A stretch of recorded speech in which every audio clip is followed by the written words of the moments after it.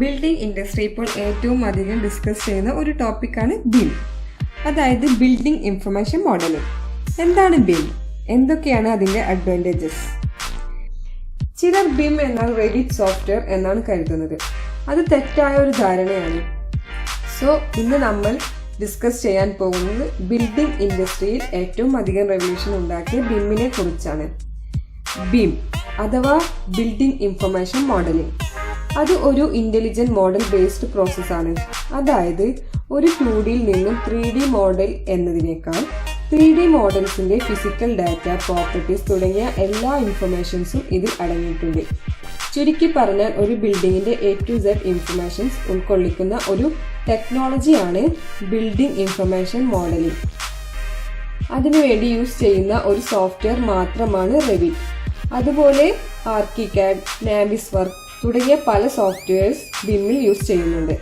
So നേരത്തെ നമ്മൾ പറഞ്ഞതുപോലെ BIM എന്ന് വെച്ചാൽ റെവിറ്റ് സോഫ്റ്റ്വെയർ എന്നല്ല, മറിച്ച് BIM ടെക്നോളജിയിൽ നിലവിൽ കോമൺ ആയി യൂസ് ചെയ്യുന്ന ഒരു മെയിൻ സോഫ്റ്റ്വെയർ മാത്രമാണ് REVIT. ഈ BIM-ന്റെ ഏറ്റവും വലിയ അഡ്വാൻറ്റേജസ് എന്തെന്നാൽ, ഇപ്പോൾ നമുക്കറിയാം ഒരു കമ്പനിയുടെ ഒരു സിംഗിൾ പ്രൊജക്ട് എടുത്തു നോക്കിയാൽ തന്നെ അതിൻ്റെ ഒരുപാട് ഡിപ്പാർട്ട്മെന്റ്സിന്, for example architects, engineering departments, ഒരുപാട് സെറ്റ് ഓഫ് ഡ്രോയിങ്സ് ഉണ്ടാവും. ബട്ട് ഈ BIM ത്രൂ എല്ലാ ഡിപ്പാർട്ട്മെന്റിൽ ഉള്ളവർക്കും സെയിം ടൈമിൽ സിംഗിൾ ഫയലിനെ വർക്ക് ചെയ്യാൻ പറ്റും. മാത്രമല്ല ഇതിൽ ഒരു വ്യൂവിൽ, ഫോർ എക്സാമ്പിൾ ഒരു പ്ലാൻ വരച്ചാൽ അതിൻ്റെ 3D എലിവേഷൻസ് തുടങ്ങിയ എല്ലാ വ്യൂസും സെയിം ടൈമിൽ കിട്ടും. നമുക്ക് സെപ്പറേറ്റ് വരയ്ക്കേണ്ട ആവശ്യമേ ഇല്ല. സോ ഇത് വളരെയധികം ഫാസ്റ്റും ടൈം കൺസ്യൂമിങ്ങും ആണ്. മാത്രമല്ല കോർഡിനേഷൻ, ക്ലാഷസ്, എറർ ഒക്കെ കുറയ്ക്കാൻ വളരെയധികം എഫക്റ്റീവ് ആണ്.